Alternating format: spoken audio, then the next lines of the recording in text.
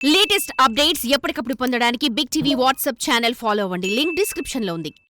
50 ఏళ్ల కింద ఓ వ్యక్తి నిరుపేద కుటుంబంలో జన్మించాడు. కూడు గూడు గుడ్డ కూడా గతిలేని పరిస్థితుల్లో పుట్టిన అతడు క్రమంగా తిండి సంపాదించుకోగలిగాడు.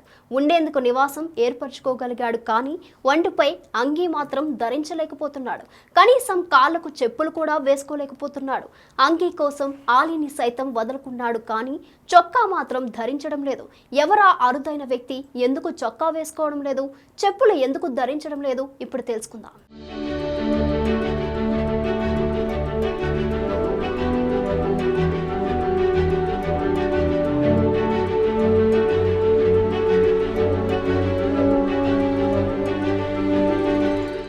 ఇక్కడ నడుముకు గోచి భుజంపై తండువా వేసుకుని కనిపిస్తున్న వ్యక్తి పేరు ముక్కెర బక్కన్న.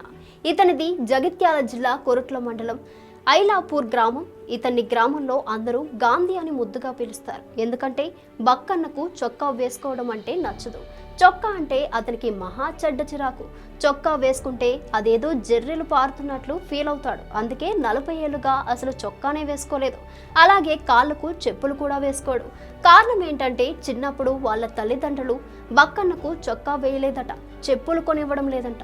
అందుకు ఆర్థిక పరిస్థితులు అసలు కారణమైతే అదే అతనికి అలవాటుగా మారింది.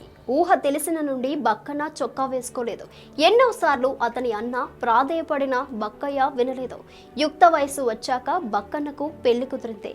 పెళ్లి సమయంలో కూడా బక్కన్న చొక్కా వేసుకోలేదు. వచ్చిన భార్య ఎంతగానో బ్రతిమిలాడింది. కానీ బక్కన్న మాత్రం ససేమిరా అన్నాడు. ఎంత బతిమిలాడినా తనకు చొక్కా అంటే ఇష్టం ఉండదని, వేసుకోలేనని తెగేసి చెప్పాడు. ఆమె శక్తికి మించి ప్రయత్నం చేసింది. కానీ బక్కన్న మారలేదు. చివరాఖరికి చొక్కా వేసుకుంటేనే కాపురానికి వస్తా, లేదంటే నీకు నాకు కట్టిఫ్ అన్నది. అయినా కూడా బక్కన్న కరగలేదు.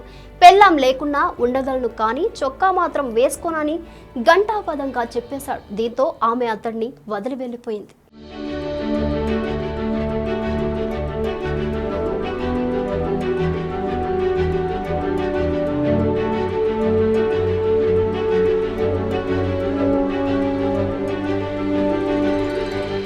చలికాలం, వర్షాకాలం, ఎండాకాలం, ఏ కాలమైనా అతడు అలాగే ఉంటాడు.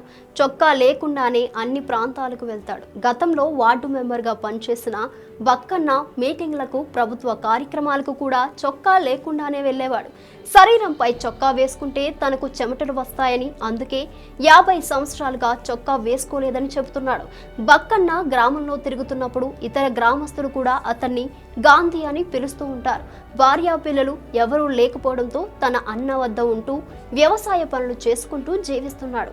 ఎముకలు కొరికే చలిలోనైనా, శరీరం కాలే ఎండలోనైనా, ఎడతెరపి లేని వర్షంలోనైనా అతను చొక్కా లేకుండానే ఉంటాడు. ఉష్ణోగ్రతలు రోజు రోజుకు పడిపోతుండగా చలికి తట్టుకోలేక వెచ్చని దుప్పట్లతో చలిని తప్పించుకుంటున్న ఈ సమయంలో కూడా బక్కన్న ఒంటిపై ఏదీ కప్పుకోకుండానే పడుకుంటాడు.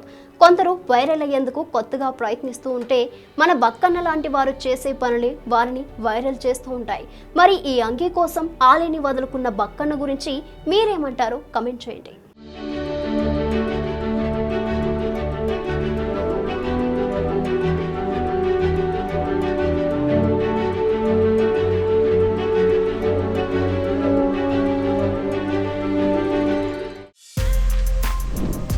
For more videos like this, subscribe Big TV channel.